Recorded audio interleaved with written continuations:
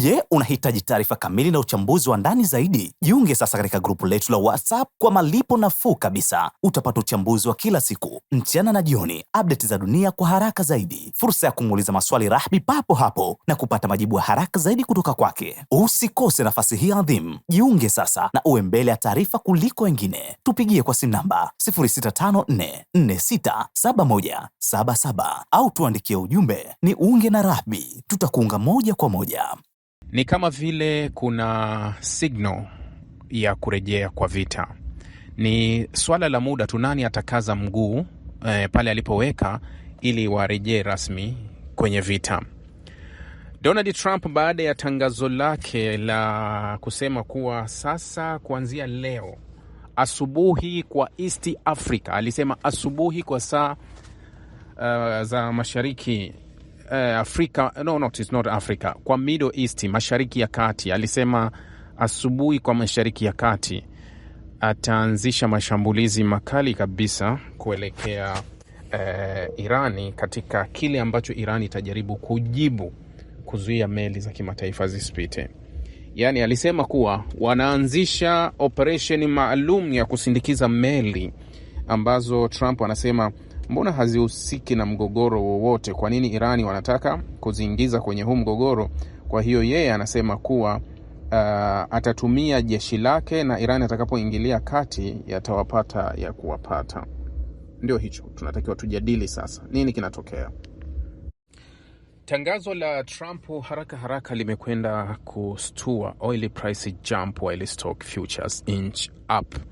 Yani tangazo la Trump haraka haraka likaenda likastua masoko na likayapandisha masoko kwenda juu, yakastuka haraka na yakatikisika masoko ya mafuta kwenda juu. Marekani inasema imeandaa takriban ndege 100, ikiwa imeandaa askari 15,000 pamoja na meli za kutosha kujaribu kufungua mfereji wa Hormuz ambao umejazwa vilipuzi. Yani vilipuzi vilivyowekwa vimejaa, ikiwa meli inaweza kusogea inaweza ikalipuka. Sasa baada ya tu ya lile tangazo la Donald Trump, kukafuatiwa tangazo la IRGC ambao asubuhi ya leo wakaonyesha utitiri wa boti zao zile za speed zikifanya doria katika eneo hilo kwa speed kabisa, huku wakitangaza kuwa vikosi vyovyote vya kijeshi vitakavyosogelea mfereji wa Hormuz vitakuwa sehemu ya target. Haijalishi vikosi vya nchi gani, iwe vya Marekani iwe vya nchi nyingine, vikosi vyovyote vya kijeshi vitasogea kwenye mfereji wa Hormuz, basi vitakuwa vimesogea kwenye mdomo wa mamba na vitashughulikiwa. Nadhani wametoa tangazo hilo. Sambamba na hilo, Irani wametoa tangazo kwa meli zote zilizozuiliwa kwa pande zote kuwa zichukue tahadhari. Hakuna amri yoyote itakayobadilisha njia ya mfereji zaidi ya amri ambayo itatoka ndani ya Irani, na sio kokote. Yani wanawakumbusha kuwa huu mfereji haumilikiwi na Marekani, kuwa kupita kwenye huu mfereji ni lazima kuakisi utaratibu na uratibu ambao unatoka moja kwa moja kwa IRGC ndio waruhusiwe kupita. Wanazipa tahadhari, onyo meli zote zitakazojaribu kukubali mtego wa Marekani zitakuwa na zenyewe zimejiingiza katika mzozo. Sasa hapa ni kama vile pima ni kupime. Wakati Marekani anasema anataka kusindikiza meli ambazo hazihusiki na mgogoro, it means kama kuna meli ya Tanzania haihusiki na mgogoro, sisi hatuko upande wa Marekani wala hatuko upande wa huku. Kwa hiyo Marekani anasema kuwa atatusindikiza. Mfano, yani meli yoyote isindikizwe. Je, wamiliki wa hizo meli wako tayari? Kwa sababu hapa inaakisi tishio. Baada tu ya ile kauli na tishio la Marekani kusema kuwa watatumia nguvu ikibidi, taarifa zilizonukuliwa kutoka wafuatiliaji wa meli wanataja meli moja imeshambuliwa. Meli moja imekwisha kushambuliwa na ambayo haikufuata tahadhari, imeshambuliwa lakini hakuna majeruhi katika meli hiyo. Sasa hili linatoka wapi na wakati gani? Irani wanasema kuwa uamuzi huu wa kupitisha meli au uamuzi huu wa kulazimisha mlango ufunguliwe katika njia ambayo wao wameifunga, una tangazo moja tu ambalo wanalisema kuwa Jibu lao ni moja tu, kuwa umekiuka usitishaji wa vita. Yani ni ukiukwaji wa usitishaji wa vita. Yani inaondoa uhalali wa kilichopo awali. Uhalali wa kilichopo awali. Kama vile Donald Trump anavyobishana na watu wake ndani ya Marekani kuhusu muda gani anastahili kuwa kwenye vita bila amri ya bunge na ni wakati gani. Huku yeye akisema kuwa mzozo wa kwanza ambao ulimpa uhalali wa siku 60 umekwisha. Kwa hiyo kama ikija wa pili inabidi apewe siku 60 zingine kisheria. Wanasheria wanawaambia sio hivyo baba, hauwezi kutafsiri sheria hivyo. Lakini wengine wanadai kuwa okay, sawa, kama ni vile vile tulisimamisha vita ndani ya siku 40, bado tuna siku 20. Wanawaambia no. Tayari mzozo umekwama, ni mzozo mmoja ambao umevuka siku 60. It means siku zote zimekwisha. Mnyukano wa kisheria unaendelea ndani ya Marekani. Nani yuko sahihi, nani hayuko sahihi? Lakini hili lisikushughulishe sana la Marekani kuwa labda wataheshimu sana bunge au watafanya nini. Si watu wenye kuheshimu, wala si watu wenye kuwajibishana, si watu wenye kuheshimu haki wala sheria. Haki zao, sheria zao mara zote huzivunja.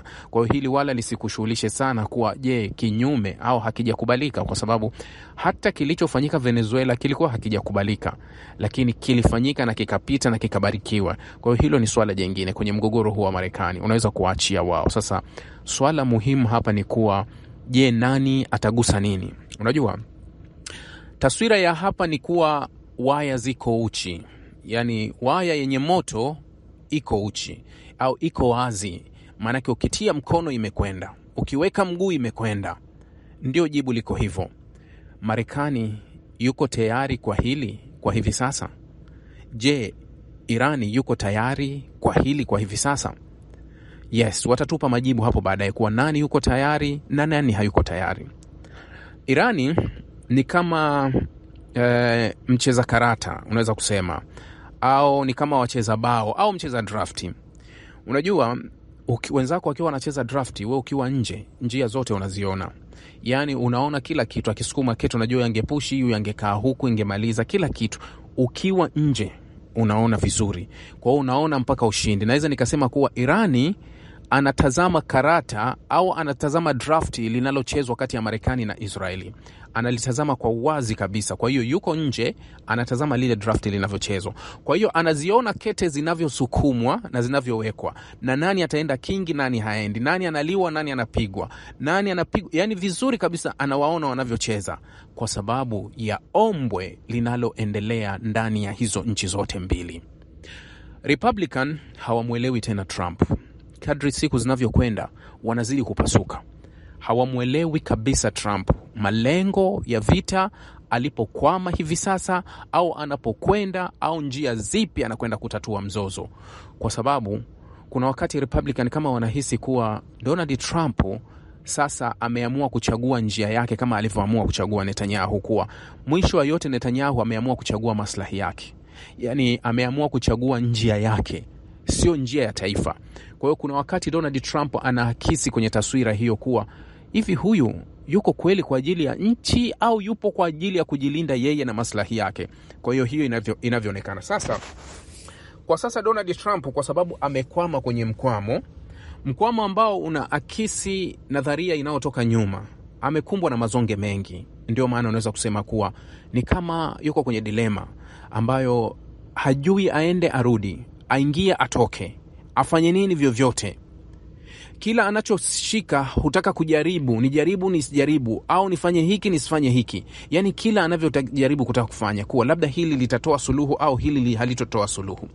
Kwa sababu jinsi alivyoandika mfano andiko lake hili la kwenye Truth Social ambalo alizungumzia kuhusu meli, ukilisoma si tu kuwa linafurahisha, lakini linatoa taswira. Yani unajua linatoa taswira ya udhaifu au ya unyonge. Unajua taswira ile ya udhaifu na unyonge. Marekani ambao tumeizoea ni nchi ya amri, mpaka kuna ile nadharia tunasema kuwa polisi wa dunia. Polisi ni nini? Tafsiri polisi amri anayetupa amri na kutuamrisha amri. Sasa Marekani always huonekana kuwa yeye ni polisi wa ulimwengu au polisi wa dunia. Ndio huonekana katika hiyo taswira. Marekani ni polisi wa dunia. Ukienda kusoma andiko la Donald Trump kuelezea hili, ni kama vile Marekani anataka hisani au huruma ya dunia iende kwake. Sio vizuri kwa meli ambazo hazihusiki na ugomvi kuzizuia, kuzingiza kwenye hili. Sisi tutaonyesha, tutawasaidia hawa waweze kufika, kwa sababu hawa hawahusiki kwa njia yoyote, hawakupaswa kuzuiliwa. Kwa yani ni kuwa anaungana na Irani kuzuia meli za adui kwa Marekani na Israeli. Okay, ni sahihi. Lakini Irani usizuie hizi meli za wengine huku, ziachie zipite. Lengo la Iran nini? Maana yake kuwa kama Irani anaweza kuruhusu na kuachia mfereji wapite wengine ile isipokuwa Marekani na wengine, manake kuwa soko litaimarika na nafuu ya dunia itakuwepo, itashuka. Kwa pressure inaweza ikabaki si kubwa kiasi kiwango hicho. Nani amefaidika? Marekani na Trump ambao wanatafuta uigo upande wa pili, kwa sababu Marekani anacheza kwa njia nyingi. Marekani dunia inamtazama, Trump anataka kurekebisha mambo ya ndani ya nchi, wakati huo anatakiwa kurekebisha kwa washirika wake wa Mashariki ya Kati waendelee kufanya kazi ili wampe fedha, anatakiwa kufungua na anatakiwa afikie makubaliano ambayo bosi wake Israeli akubaliane nayo. Irani kagoma kutoa kile wanachokitaka. Kabla ya hili, wakati niko Pemba, niliwaambia kuwa kulikuwa kuna proposal iliyotumwa kutoka kwa Irani ikaenda upande wa pili kupitia Pakistan, ambayo Marekani walisema tunaipitia, halafu baadaye wakasema kama haingia akilini kuwa wametoa masuala ni magumu yale, yani hawajakubali, hawajajitolea. Trump anasema hawajajitolea kulingana na mabaya ambayo wameyafanya kwa miaka 47. Yani kaunganisha yote. Wakati anahalalisha hii vita, alivyokosa kabisa sababu ya kusema kwa nini tupo kwenye vita, akaanza kutoa historia toka mapinduzi ya 79, akielezea Irani iliwakamata wanafunzi, Irani ikawaua wa Marekani, Irani ikafanya nini Irani, lakini ameshindwa kuelezea Marekani ilifanya nini kwa Irani, kwa sababu Marekani imewahi kuishambulia ndege ya abiria ya Irani miaka ya 80, ikaua wote, raia wote miaka ya 80 na kitu. Lakini mara ngapi Marekani ameshiriki kwenye kuua watu wa Irani? Juzi tu katoka kuua watoto. Kwa hiyo wakati anajaribu kurasmisha vita, kuonyesha kuwa hii vita ina uhalali, alianza kutoa rekodi za nyuma za kile ambacho Irani wamewahi kumfanyia Marekani, lakini si Marekani ambacho amewahi kuwafanyia Irani. Ndio alitoa hiyo. Sasa jana kwenye andiko juzi, wakati anajibu lile, anasema kuwa hatuwezi kukubaliana nao kwa sababu hawajalipa yale walioyafanya kwa miaka 47 kwa watu wengi, kwa Marekani na kwa raia wa Iran. Jukumu la kuiwajibisha serikali imeofanya kwa raia wake. Nani amepata jukumu la kuwa kuna serikali kutoka nje inaweza ikaingia kwenye serikali ya ndani ikaiwajibisha kwa sababu jinsi inavyoshughulikia raia wake? Je, uhalali huo nchi zingine zinao kwa Marekani dhidi ya raia wake anavyowanyanyasa? Je, nchi nyingine inaweza ikafanya? Kama hakuna uhalali huo, Marekani hana uhalali huo. Kama hilo haliwezekani na kwake, basi uhalali huo Marekani ameutoa wapi wa kuwa yeye ampangie fulani afanye hivi afanye hivi? Sasa ukilisoma andiko la Donald Trump la kuhusu hili swala, ni kweli ni andiko ambalo limejaa imani na huruma. Yani anatafuta huruma ya dunia baada ya wenzake kuonekana kuwa wamejitenga naye sana. Na uamuzi wa juzi wa Marekani, ameidhinisha askari 5,000 wa Marekani waweze kutoka Ujerumani. Askari 5,000 wa Marekani waanze kutoka katika listi ya askari 36,000 wa Marekani waliopo kule Ujerumani, waanze kuondoka. Niliwaambia uamuzi huu wa kuondoka au uamuzi wa kufunga kambi ni uamuzi wa bunge. Ieleweke, kuna uamuzi wa kuondoka na uamuzi wa kufunga kambi. Sasa ikibidi Marekani anataka kufunga kambi zake zilizopo Ujerumani, atahitaji idhini ya bunge la Marekani. Ikiwa kuondoa askari, Trump wizara ya mambo ya nje tayari imeidhinisha kuondolewa kwa askari 5,000. Wakati huo Ujerumani ikijaribu sasa kuboresha uwezo wa jeshi lake, kuongeza kati ya wanajeshi wapya ambao watasajiliwa katika miaka ya karibuni kiasi cha 85,000 kwa ajili ya kwenda kuziba gepu ambapo sehemu vikosi vya Marekani vinaweza kuondoka. Kwa hiyo Ujerumani itafanya double namba, yani ukilinganisha kikosi vya Marekani vitavyoondoka na vile ambavyo Ujerumani inakusudia kuongeza, utaona namba yake ni double, mara 2 zaidi ya ile namba ya Marekani. Sasa tukirudi kwenye Hormuz, unapata jibu kuwa majibu ya Irani yamekuwa makali. Majibu ya Iran wanasema kuwa watashambulia kikosi chochote, watashambulia meli yoyote, watashambulia vyovyote yoyote atakayekuwa. Ni tangazo la kuvunja ceasefire. Kama unaweza kuchukua Hormuz, it means vita imekwisha na mambo yangekuwa yamekwisha. Irani wanapitia pendekezo jipya la Marekani ambalo lilitolewa. Wakati wamependekeza pendekezo lao, wamerudisha nyuma nyuklia nyuma. Marekani anasema nyuklia mwanzo, wanasema hatutaizungumza kwa miezi 3. Kwanza tutaanza haya ya karibu hapa. Sasa nani yuko tayari kuutegua mtego? Aliye tayari kuutegua mtego. Lakini tangazo la leo ni tangazo ambalo lina ishara tu kuwa tunakwenda kwenye mzozo mwingine. Huenda tukarejea kwenye mzozo mwingine wa moja kwa moja, kwa sababu nimewaambia kitu kimoja kuwa unapokuwa kwenye ceasefire, it means umesaini makubaliano yenye mipaka. Makubaliano yenye mipaka ni yale makubaliano ambayo ima una jirani, yani unajua mmeenda kusuluhishwa, wewe na jirani yako mnaogombea mpaka, mmekwenda kusuluhishwa, mwenyekiti amekuja akaangalia mipaka, mkakubaliana bana, mpaka wangu unaishia hapa mpaka hapa. Halafu ukawekewa alama yako, yule kawekewa alama yake, tukachora mstari hapa mpaka hapa ni kwa huyu na hapa kwa hawa ni kwa huyu. Tumemaliza, mko salama, tuko poa. Haya, tutakutana hapo baadaye. Manake hili kuwa kuna tatizo la msingi ambalo tutalitatua baadaye, lakini katika kipindi hiki tumeamua kulitatua hili kwa muda, mtu yote asingiliane. Baada ya mwenyekiti kuondoka, baada ya wiki, mmoja tena anaamua kwenda kuchimba mti, anajenga anapanda mti kwenye upande wa pili ambapo tayari kuna ambacho kilikuwa kimesha tatua tatizo. Sasa lazima tatizo liibuke upya, kwa sababu tayari tuna makubaliano ceasefire. Nilisema baada ya kufungwa Hormuz, kwa sababu kuna ceasefire ilivunjwa ceasefire ya kuweka blockade haikuwepo wakati wa makubaliano ya awali. Kama ingekuwepo wakati wa makubaliano ya awali, ingekuwa na uhalali wa kuwepo, lakini kwa shauri haikuwepo kwenye makubaliano ya awali, it means kuwa haiwezekani kuwa hapo. Kama wewe umeweka na sisi tunafunga moja, kwa hiyo tumevunja mara moja. Wewe umevunja na mimi nimevunja, tutulie. Haya, tuingie ya pili, tunavunja. Sasa unaposema kuwa na kwenda kuzisindikiza meli, natumia nguvu na jeshi langu kufungua nisindikize hizi meli, maana yake kuwa makubaliano yale ya ceasefire yanakuwa batili hapo hapo, kwa sababu katika yale makubaliano ya awali hiki ambacho unaenda kukivunja leo ni kifungu katika makubaliano. Sasa wewe unapokuja kuvunja hii, maana yake kuwa umekuja kuvunja makubaliano. It means ceasefire inaporomoka kabisa rasmi na wanarejea kwenye vita. Yes, na wanarejea kwenye vita. Sasa kuna kile ambacho kinaonekana kwenye vyombo vya habari na kinasikika kwenye vyombo vya habari. Mara kadhaa huwa ninawaambia hivyo.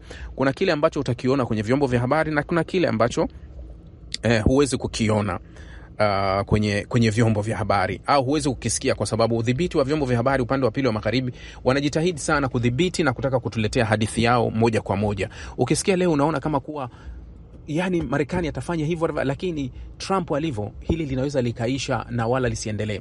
Na kitu kimoja ambacho nimekiona tena kwenye hili kuwa baada ya kauli ya Trump, nikaona CENTCOM wameanza kuandaa vikosi kwa ajili ya hiyo shughuli. Narudi pale pale kwenye kile nilichowaambia kuwa uweledi wa jeshi kubwa kabisa la Kimarekani linalofahamika umeondoka, kwa sababu jeshi la Kimarekani la sasa linaendeshwa na siasa. Yani wewe fuatilia kuanzia mwanzo wa mzozo kuwa jeshi halina mkakati. Yani ule mkakati unaofahamika kabisa, unajua mkakati wa kijeshi huwa ni mwingine na mikakati ya kisiasa huwa ni mingine. Wanasiasa wanaweza kawa wanapiga bla bla zao za kisiasa, lakini bado utaona jeshi linaendeshwa katika mkakati wa kijeshi. Kuwa mkakati wetu tutatoka hapa tutakwenda hapa, tutakwenda hapa tutakwenda hapa. Huu ni mkakati wa kijeshi. Angalia mkakati wa kijeshi, mfano mgogoro wa Urusi na Ukraine ulivyokuwa. Baada ya mkakati wa kwanza kuichukua Kyiv ulivyofeli, mkakati ukahamia tutaichukua Donbas. Wakaweka mkakati, wakachukua nguvu, wakaanza kutimiza kile ambacho mkakati unafanya. Halafu upande wa pili wanakaa wanapiga bla bla ya siasa. Ndio ilivyo. Yani unapiga siasa huku action zinaendelea. Unakwenda step by step. Sasa jeshi la Marekani linachotuonyesha ni jeshi ambalo linapokea tu maagizo ya kisiasa. Siwezi kushangaa sana, kwa sababu Hegseth kawafuta kazi majenerali wengi ambao walipingana na yeye kwa muda mrefu. Aliwafuta kazi. Amewafuta kazi kwa sababu walikuwa hawapokei maagizo ya kisiasa. Wao walikuwa wanataka kusimama kwenye njia ya kijeshi. Kwa njia ya kijeshi haiwezi kutembea katika mwelekeo wa kisiasa. Sasa hivi jeshi la Marekani linaendeshwa na kauli za Donald Trump. Yani kauli za Donald Trump ndio zinaendesha jeshi. Yani kauli atoitoa Donald Trump, utaona jeshi la Marekani ima kutekeleza ima kufanya hivyo vyote vile. Lakini unaona kabisa jeshi liko kwenye mwelekeo wa kufuata kauli za Donald Trump. So CENTCOM walikuwa wanaandaa ili kutimiza kauli ya rais ya kusindikiza. Sasa mara zote huwa ninapenda kuambia muda huwa unakuja na majibu mazuri sana. Muda utakupa majibu bora kabisa katika wakati wowote. Na sasa tusubiri huo muda ambao utafika ili tuje tuone kuwa kuona kuwa je, yaliyosemwa yapo yapo hayapo. Nikimaliza na taarifa ya muda uliopita, nasema any US interference in Strait of Hormuz will be ceasefire violation, Iran official. Sasa hii ni official. Wanasema any US interference, yani vikosi vyote vya US ambao vitaingia in Strait of Hormuz, yani ndani ya mfereji wa Hormuz. Ndio hapa inarudi ambacho huwa nawaambia kuwa Marekani hayuko Hormuz. Marekani yuko mbali kabisa, hayuko Hormuz. Yeye kaweka blockade kule mbali kabisa nje ya Hormuz. Sasa wanasema vikosi vyovyote vitakavyoingia Hormuz vitatafsirika kuwa vimevunja makubaliano ya usitishaji wa vita. Ndio wanavyosema, makubaliano ya usitishaji wa vita.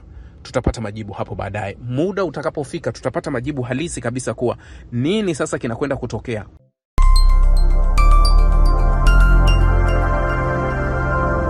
Rahby Digital, haki na ukweli.